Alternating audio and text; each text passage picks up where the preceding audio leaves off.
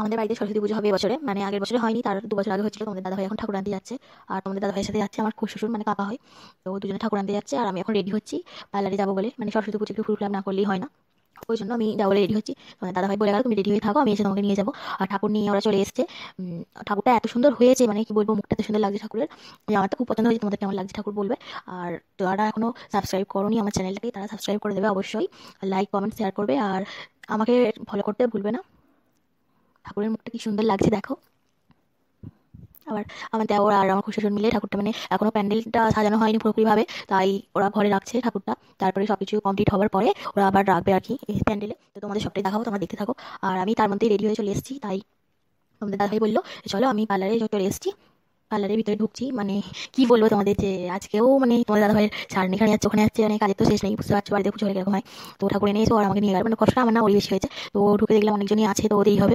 আর সবাই অনেক মানে বড় বড় পার্লারে যায়, তো আমরা যেরকম মানুষ সেরকম পার্লারে গিয়েছি, মানে এটাই বলবো যে যা যেরকম সামর্থ্য সে সেরকম জায়গাতে যাবে। হয়তো অনেকে বলতে পারে যে বাবা এরকম জায়গাতে গিয়েছে, কিন্তু আমি যেরকম মানুষ আমি সেখানে গিয়েছি, আমার সামর্থ্য যেটুকু আমি সেটুকুই করেছি।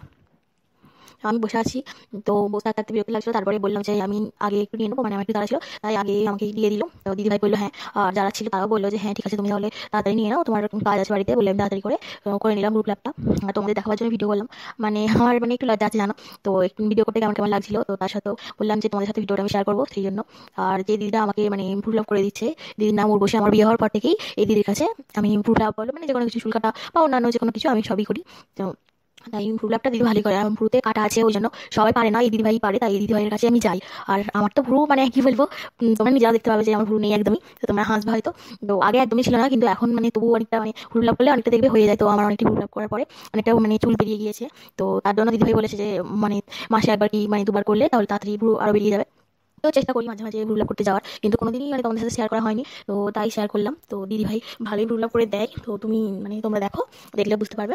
তো তোমাদের দাদাভাই বাইরে দাঁড়িয়ে আছে, মানে বিরক্ত তো হচ্ছেই, মানে ও এক জায়গা থেকে এলো, এসে আবার আমাকে নিয়ে এসছে। তার আগে ও ডিউটিতে গিয়েছিল, ডিউটি থেকে বাড়ি এসছে, মানে ওর একটু রেস্ট হয়নি, তাই দাঁড়িয়ে আছে। আমাকে কিছু বলেনি, কিন্তু আমারও মনে মনে হচ্ছে মানে ওকে কিছু এখনো খেতেই দিইনি, কিছু করিনি, মানে তার সাথেও নিয়ে চলে গেলাম এক জায়গাতে। আমারও মনটা কেমন হচ্ছে, তাই তাড়াতাড়ি একটু করে নিলাম। আমার ভ্রু প্লাক করা একদমই শেষ হয়ে গিয়েছে, তাই আমি টিপ করে নিচ্ছি। এবার বাড়ি যাবো, বাড়িতে গিয়ে অনেক কাজ আছে। ঠাকুর এখনো প্যান্ডেলে বসানো হয়নি, তোমরা আর কি জানো যে এখনো বসানো হয়নি। তো আমি বাড়ি যাওয়ার পরে প্যান্ডেলে ঠাকুরটা বসানো হবে। আমার ভ্রু প্লাক করা একদমই কমপ্লিট হয়ে গেছে। আমাকে কেমন লাগছে বলো ভ্রু প্লাক করে। তো বাড়ির দিকে আমি চলে যাচ্ছি, তোমার দাদাভাই রাস্তায় চলে গিয়েছে, গাড়ি বার করছে আর কি, ও গাড়িতে করে যাবো। আর আজকে ঠান্ডা নিয়ে আমি ভেবেছিলাম, ওই জন্য আমি কানে কিছু দিয়ে আসিনি। আর বাইকে ওঠার পর মনে হচ্ছে যে কানে কিছু বেঁধে দিলে ভালো হতো, এত ঠান্ডা পড়েছে বাইরে, এতটা ঠান্ডা না আমি বুঝতে পারিনি। ঘরের ভিতরে ছিলাম, তো ঘরের ভিতরে মানে অনেকটা গরম গরম হতো, আর আমি ভাবলাম যে বাইরে হয়তো ঠান্ডা নেই, কিন্তু প্রচন্ড ঠান্ডা পড়েছে।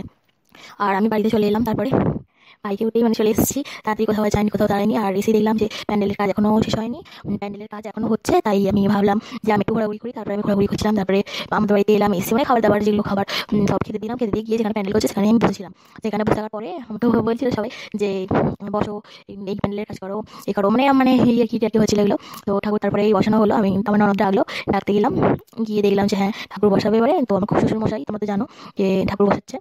তোমাদের দাদাভাইকে খেতে দিয়ে এসেছি আমি, তোমাদের দাদাভাই আসেনি, তোমাদের দাদাভাই খাচ্ছে, ও কাজ থেকে এসে কিছু খায়নি, তো তাই ওকে খেতে দিয়ে এলাম। আমি বললাম ঠিক আছে আমি যাচ্ছি, গিয়ে দেখে আসছি। বাই ফ্রেন্ডস, আমার ভিডিওটা এখানে আমি শেষ। আমাদের বাড়িতে সরস্বতী পুজো হবে এবছরে, মানে আগের বছরে হয়নি, তার 2 বছর আগে হচ্ছিল। তোমাদের দাদাভাই এখন ঠাকুর আনতে যাচ্ছে,